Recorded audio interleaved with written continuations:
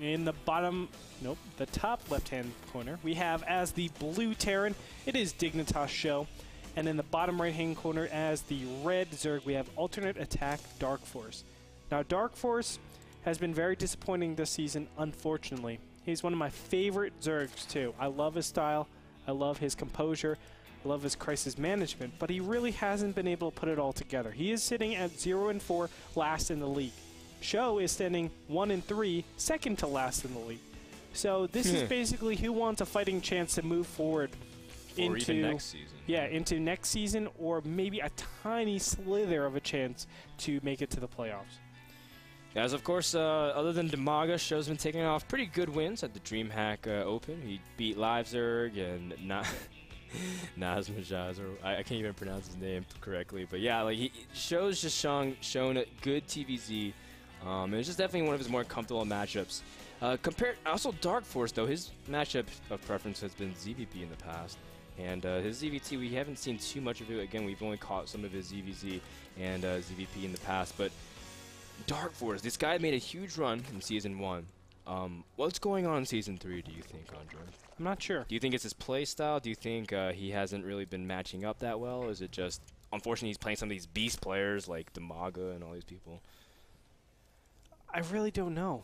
His late game has been very lackluster. He's been going all in off of 3 bases a lot more this season. I think DarKFoRcE has been trying to change it up, and it's been too much for him.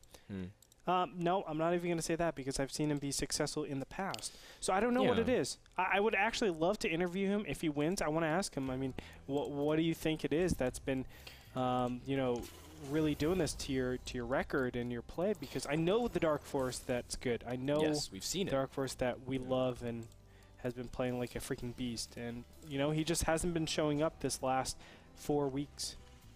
Yeah, I mean, DarKFoRcE, don't get me wrong, he's not awful in ZVT. In fact, he's even taken games off players like Tasia, Hart from Team Complexity, beaten, you know, Tarson in the Take TV Reloaded Invitational. And he's been able to take games off of them. Just he hasn't really proven himself as one of these Zergs that people look to, you know. They were talking about it the other day, Mr. Bitter and Rod, and they're like, oh, you know, like, like, who are the Zergs that you name from Europe that are big ones, like Reds, you know, Demaga, like all these other big people, but you don't think necessarily DarKFoRcE. Well, see, I would. Oh, you would? Yeah, he made it to the EPS finals against Hasselhoffs, where he did lose out, but still, I mean, he's a fantastic Zerg. I would always consider DarKFoRcE to be of the higher echelon of Zergs in the European scene. Just lately, he hasn't been performing to what his abilities actually are, and it's kind of unfortunate because I know his breakout performance was the NASL Season 1 finals, where he took out Alive, who made it to the Season 1 finals through the open bracket, just like Puma. So, obviously, he has the skills. I don't doubt that whatsoever. Yeah, we just need to see it all come together. I do want to mention the build real quick. SjoW went for a delayed gas command center first and then into a factory. So he basically said, I'm going to get a slightly later factory at the cost of a slightly earlier factory. Did I say that? Yeah. Command center factory, yeah. And look at this. We actually have a super fast third base. And remember, ladies and gentlemen, this is with the patch change. Yes. Although, no, they put this on the European server. Oh, right, before the patch was adapted. So the European, they didn't get it as fast. So yeah, you know, this actually doesn't have the queen change. We look at the queen right now and the overlords. They've been moving a little bit slower, but nonetheless, still, we've seen Zergs do pretty well on this map in the past. Not necessarily the worst, but we see that DarKFoRcE stopped mining gas altogether for a little bit of time. Now, focused a while on drone production solely. And you can see that he sees the Hellions immediately outside of his natural. Now, SjoW, he follows up with a Marauder, and he's getting fast stim. Very interesting as well, because at first when he's producing this Marauder, I thought he was going to go Marauder Hellion. But nope, he's going back to Marines. So, interesting. I think the Marauder is just to defend in case there is some sort of roach circling Baneling all in. Yeah, my thoughts exactly. But here we go. The first 6 Hellions are going to get in here. A nice surround by the Zerglings. Is it going to be enough? And it looks like it will. Very nicely played by DarKFoRcE. He'll clean that up very nicely. Not only that, he gets his creep spread. He gets super early third base. This should have been punished, but unfortunately, SjoW did not scout it. And with that going unnoticed, DarKFoRcE takes a gigantic advantage. He will just skyrocket in the income tab. You see 46 harvesters right now. That's going to shoot up pretty soon, probably to around 60. Yeah, sorry, I was handed a note from my producer, StarCraftTools.net, the one that was shown on Isaac Community. Apparently that crashed from too much traffic, so... That's awesome. That's pretty funny. The fact that it's such an important thing. I'm obviously going to use it. Yeah. It's like a resource that why wouldn't you use it? Browser-based too, so you don't have to download anything. It's pretty cool. But also something that's pretty cool is this double eBay thing that we see a lot of Terrans have been doing in TVZ to try to catch up in upgrades. Except DarKFoRcE just started his +1, so in fact, SjoW's going to be ahead of that and ahead of the curve when he goes for if he goes for 2-2 timing. He's powering up right now with more barracks. In fact, he hasn't switched off his reactor from his factory just yet. Normally we see some Terrans go for siege mode and tanks immediately. What do you think about this from SjoW? Well, he's going to do some huge 1-1 timing with Hellions, Marines, and Marauders. He's looking to just bash his opponent across the face and hopefully get ahead from that. This is just I don't know if this is premeditated, but it feels that way because, I mean, this has all been just SjoW attacking in. Fails no matter what. He already has the same build that he's been planning on doing lined up. Yeah, and he's going to snipe one of the queens. DarKFoRcE going to go for a huge surround, and he does catch 4 of the Hellions, no 5 of the Hellions. And those Hellions are actually really important in terms of just controlling the map. And you can see throwing away immediately. That's not only that, you empower Zergling Baneling. Yeah. Now your Marine and Marauder, the 2 units that you've been trying to overdevelop this whole time, are going to fall victim to these single units, the Banelings. And on creep with centrifugal hooks, it's going to be very difficult to actually not connect, but to run away from that. So SjoW might have just lost his timing because of that. There is no 1-1 timing. The Hellions are dead. He has to go and just macro. The 3rd command center is coming up here. And off of this, DarKFoRcE knows it. He will just take his 5th and 6th gas. I like this move. Well, to be fair, he's been preparing for that just in case. He had an armory started before he even moved out with Hellions. So he was preparing for those upgrades just in case. So I think it was sort of like a backup plan just in case. And that's pretty good. That's actually a really thought-out build from SjoW. DarKFoRcE, in the meantime, gassing up number 5 and 6 while getting his Spire. Mutalisks on this field, we've seen him play pretty well just because the way you can kind of poke in between the left side of the map here for SjoW, and you're able to really dart in between the main base and out to what would be the 4th base normally. Now, what's interesting is that DarKFoRcE at this point hasn't really been making that many units. He's actually been getting away with making a little bit of Zergling, playing a very minimalist style.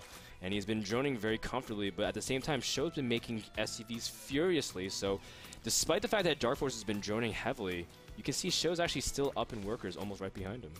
Check if the income tab shows 68 to 63. Yeah. So of course, with that income advantage going to... No, they're actually the same because of the 3rd base. That's right. Yeah.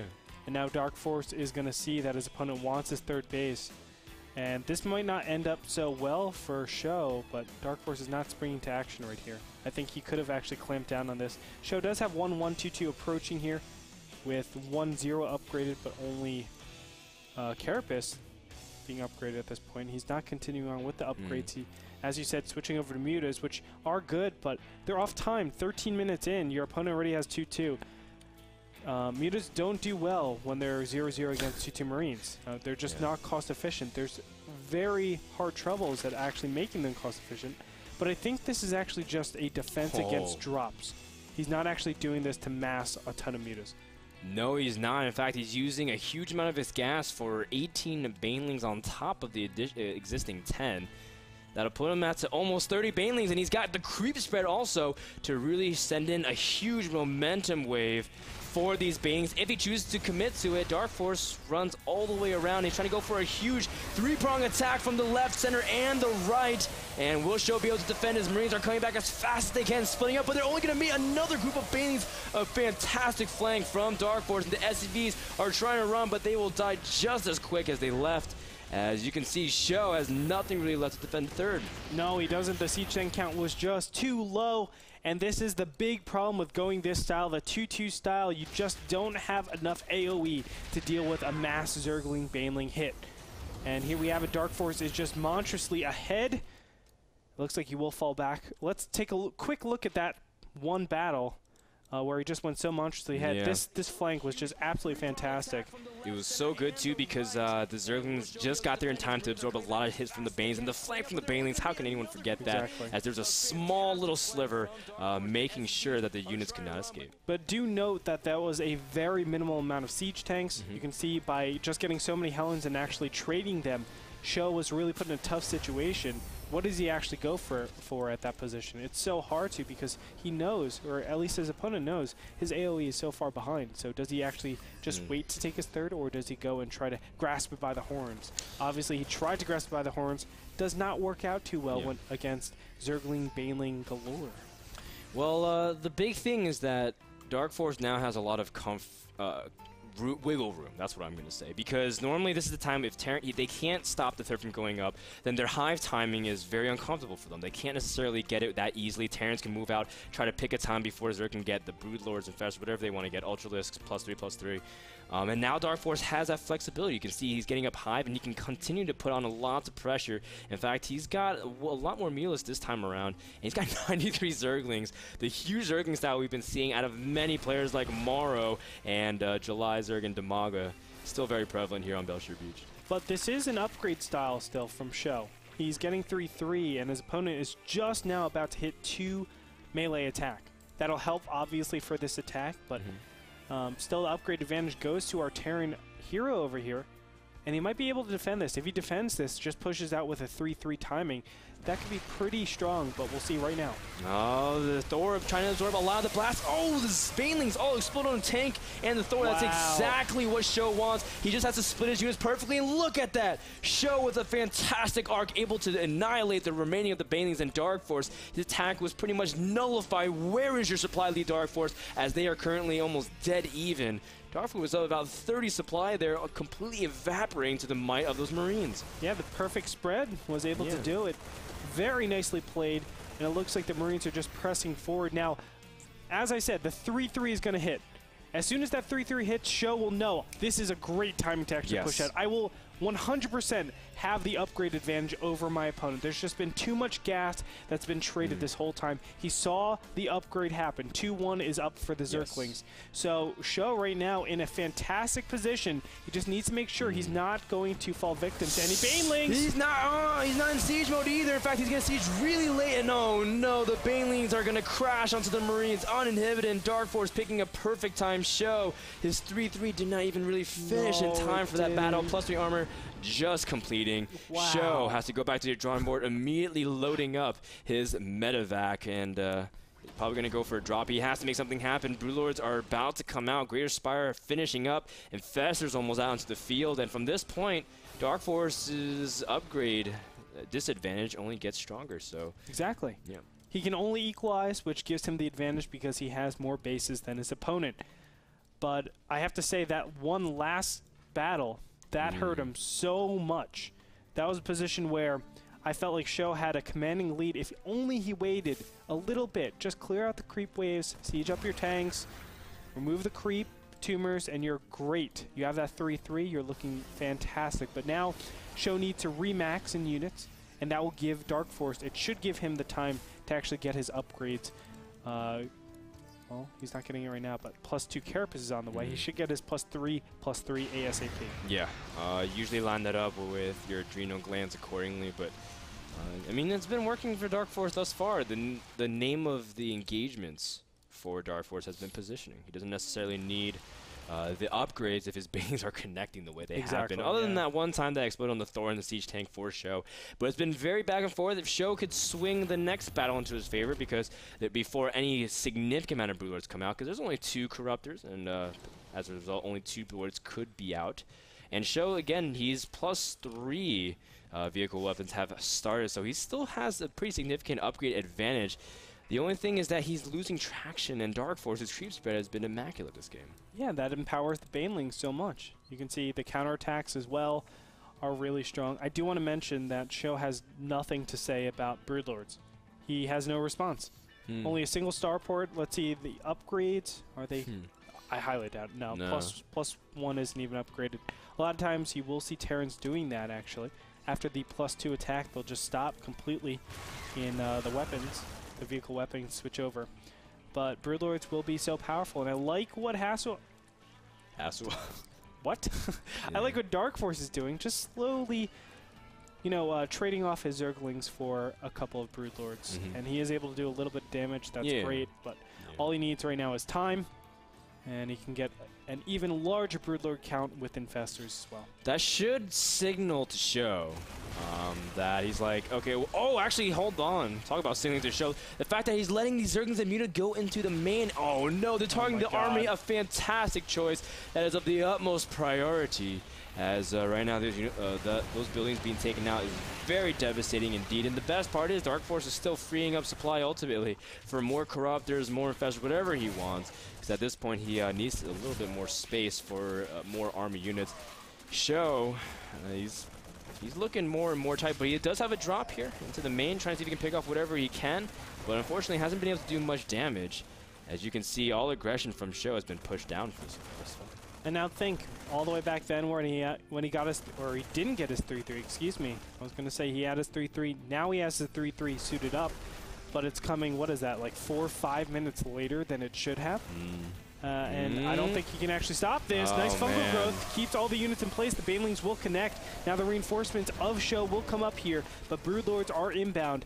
And this will do massive damage. The Siege Tanks need to unsiege. One Siege Tank will go down. 2 Siege Tanks go down, and chase is being given. Oh, and SjoW's going to try to see if he can fight back at this choke by the Vespene Geyser, but DarKFoRcE doesn't even care. He's going to roll in his units immediately, and the Banelings aren't really that effective, but they're still Infestors ready to fungal if he can bait the Marines out. Of course, SjoW does not want to extend too far, but man, these are close calls, and SjoW can't afford to keep stimming his Marines that much longer. A lot of them are pretty weak.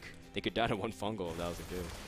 It looks like this drop will be cleaned up pretty easily. There's tons and tons of Corruptors out in the field. He's just itching to turn those into Broodlords. 18 Corruptors, you're right. And he's transforming 4 right now, and once the Broodlord count gets extremely high, especially because SjoW's still not making Vikings. So he's just going to answer with more Marines. Yeah, that's fine. Just play the counterattacking style right now until you save up in that gas. You're able to get Oh, he's still not making Vikings. No, that's what I was saying. Yeah, well, I thought for Vikings. sure he would switch over right now. That's the normal. And he's still on 1 star pool. Well, this is not going to work out well. This is a wonderland for fungal growths. And he can always get fungal growths down. They'll be so effective. The medevac count isn't high enough. You don't have ghosts. Oh, the Corruptors are going to flow right by the medevacs as well. 3 medevacs, completely vulnerable. Oh, but SjoW managed to ferry just in time. The riskiest mission of all time has been halfway successful. In fact, half those Marines have fallen. And that's actually about 30 supply there. But SjoW going to use this opportunity to move to the left side of the map, getting the Zerg unit out of position so he can take a base. That's what you need to do, and that's a step in the right direction for SjoW. Exactly. Just keep doing this, and you can just get enough time to get a response to those Broodlords. But still, he is not producing anything that he needs to defend against these Broodlords. Marines. They're good, but they're not that good, man. Well, I saw the meme. It was like, 1 key to make, 1 key to attack. It's all I need. And it just shows the A button with Marines. Imagine if you binded like SCVs to A and just made everything A. So it's like, just keep pressing A the whole game. Just keep pressing A the whole time. So funny. That'd be awesome. But yeah, that's true. You would have it. But then how would you have the SCVs attack then? Because if you press A, actually, well, that makes more sense. That's fine. But everything's A, bro. Oh, that's true. I never thought about that. You make everything A. Make everything A. Make Marauders A. Don't care. Macro so easy.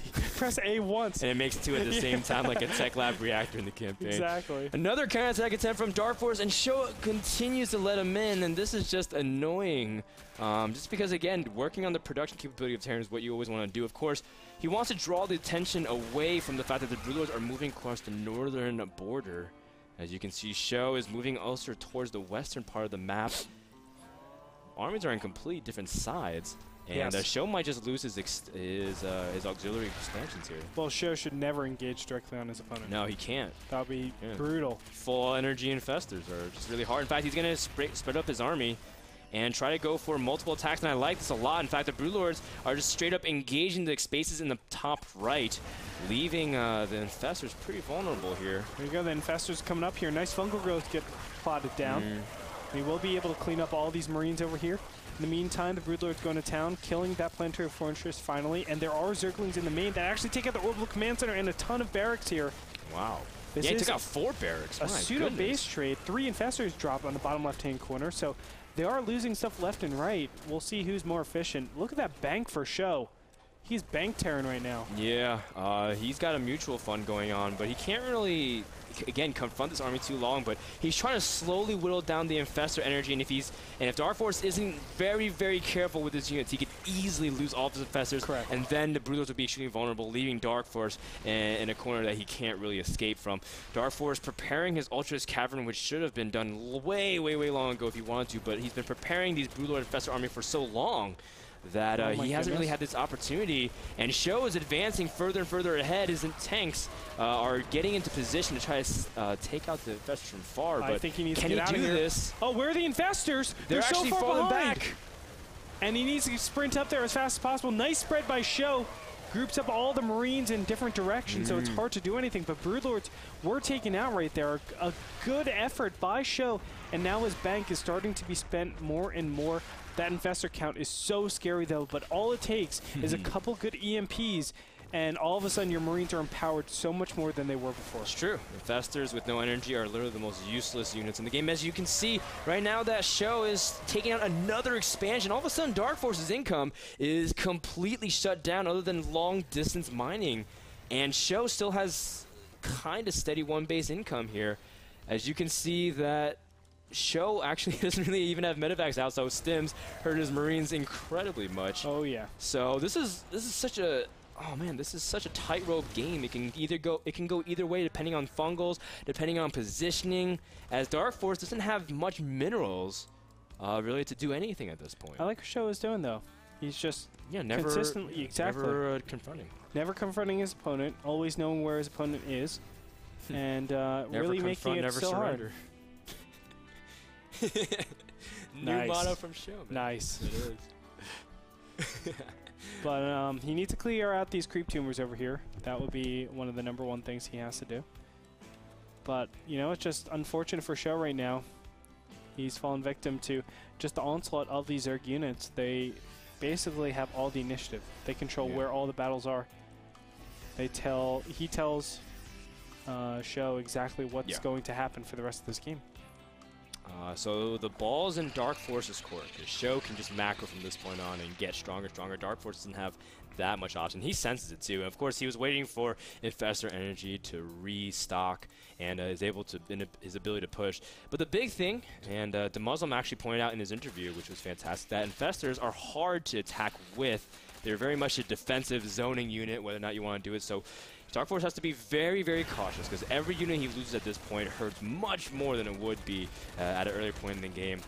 That's why it's so important to have positioning on your opponent, because if you have positioning like this in the top right-hand corner, then SjoW has to go to him. So technically, it is like defending a position rather than aggressing onwards. SjoW is going to use this time, though, to go for the counterattack, as we know and love him to do. The Broodlords will lag behind, but I don't think there's any response to these Infestors. Oh my God! The Vikings get picked off by these by the Corruptors and the Fungals. As you can see, some energy used on very minimal amount of Marines. That's exactly what SjoW wants, but for now he still has to do a good job here. He's going to try to see if he can get a really good concave. He can get this massive stim. Try to see if he can confront the Infestors, and a lot of them are very vulnerable, but they managed to escape just in time. SjoW, his Marines are still going to work on the drone count, trying to prevent DarKFoRcE being able to get any income, as he already recognized this army is good as dead. But DarKFoRcE does hold, at least for now, in terms of keeping his army intact. And SjoW supply now low, but he still has. Actually, no, he doesn't really have much income whatsoever. No, he doesn't. I thought I was like, where's his bank? He had 3K just not too long ago. And the fact that those Infestors live, the fact that there's so many, the amount of fungal growths, the Broodlords are untouchable. There could be 4 Broodlords out in the field, and it just does not matter. One thing, I would love Queens, but it doesn't even matter at this point, just because SjoW has no good response. He needs ghosts, and that's one thing that we used to see all the time. Ghosts out on the field when Snipe was dealing 45 damage. Still, there's such a necessity in this matchup. Yeah, this is really hard for SjoW to break at this point. DarKFoRcE's army is too strong. Get out your AMC Hammer, get out Taylor Swift, because this Zerg army is going to roll all over the Terran. You can see SjoW backed more and more into the corner as he's going to try to go for, I guess, another counterattack. You can see his Marines heading over to the southern part of the map, but at this point, there is absolutely zero ability for SjoW to anywhere confront that Zerg army. You can see he's floating his orbital, trying to see if he can get some sort of income, but at this point, what can you do as SjoW? DarKFoRcE moving out with his Infestors, sensing another counterattack, as you can see that he's going to land fungals perfectly. And with that, the diminishing hopes of the Terran, as you can see, SjoW not really able to do much here against the might of Zerg. Remaining fungals will clean everything up. Top right-hand corner is the only mining base. And, you know, SjoW always playing this patented style of staying in the base, or staying in the game as long as possible. If he has anything that he's making, he will stay. Yeah, and DarKFoRcE even has a changeling with his army. How BM would it be to have a changeling of a Marine and then Neuroparasiter Marine? and then have 2 Marines, even though one of them can do something, one of them can't. Be like, now you are with us. But DarKFoRcE, he's going to clean up a huge amount of the production. SjoW, even if he has income, he really doesn't have production, the capability to make units. You can see he's being as scrappy as he can be. He has orbitals and mules mining from just a couple mineral patches, but at this point, SjoW, his Marine count is dwindled to just in the 20s, and his Marines are all segregated as well, and Marines, they're only good in unison. And this is looking very, very lights out, at least for game number 1. Keep in mind, SjoW does have another opportunity, but holding out as deep as he can. DarKFoRcE, though, with 8 Broodlords and 17 Infestors, doesn't look like he's going to lose this game anytime soon. No. I don't think there's any question about that. SjoW, we're just waiting for him to basically leave the game, just because the game, we know, the game's over. I mean, he knows it too. He's just trying to play it. He's remaking all his barracks, man. And it's because he feels like his opponent really can't get back into the game. Well, well, you know what, man? Bitter showed me this game the other day that Terran won when he had 0 supply against Zerg, and Zerg had like 10 supply. So weirder things have happened in the past. How many mules were there? Huh? How many mules were there? I don't know, but there were probably a lot. The idea is that Terran had 0 supply and he still won. So crazy things have happened in the past, but SjoW's now supply blocked pretty deeply. So even the fact that he has these barracks, he can't make anything out of it. And planetary fortresses, as great as they are against some units of Zerg, they're not really good against Broodlords. Oh, and these Marines. Oh, I'm just kidding. The Marines are actually trying to clear up creep on the left side, and it's really funny. They're trying to acquire the Marines like in the campaign, you know, where you move nearby Marines, and all of a sudden they start working for you. That doesn't happen with changelings. No, does not work whatsoever. You can't pay them enough money. It's really cool too, because loyalty is really hard to find in Starcraft II, man. So, but you see that DarKFoRcE clearing up the remains. Oh, he's going for the counterattack. Frodan, this might do a lot of damage. Yeah, the Ultralisk Cavern is completely exposed, but you have to think, even if they kill buildings, the Broodlings would be able to clean up this army. Just the Broodlings alone should be able to clean up everything. This is like a Master Asia TT1 thing. This is come down to the wire, guys. 34 supply against 108. Careful, Infestors. Oh, they're good. The Infestors should be completely good to go. There's no oh, he does have this GG timing is so epic from SjoW. I know. This is probably one of the most epic GGs I've ever seen. All he needs to do from here. Look at those SCVs, man. That planetary fortress is gonna live as long as he's got the resources. He's got 1,300 minerals. He don't care none. He's like, no problem, son. Oh man, I think now DarKFoRcE is starting to focus more onto those planetaries. But look at the resilience of SjoW, and GG. Man, there it is. GG. He still had a command center though. Good lord. DarKFoRcE takes game number 1. I wouldn't have seen that coming. As that was so close, but in the end, DarKFoRcE barely irks out the game on Belshire Beach. SjoW heartbroken after that devastating loss. Ladies and gentlemen, that game was brought to you by the lovely folks over at Kingston HyperX. Go check them out. Of course, Kingston HyperX, one of the big supporters here at the NASL and all over esports. We're going to head into game number 2 of this epic series. It is SjoW versus DarKFoRcE. Don't go anywhere. We'll be back.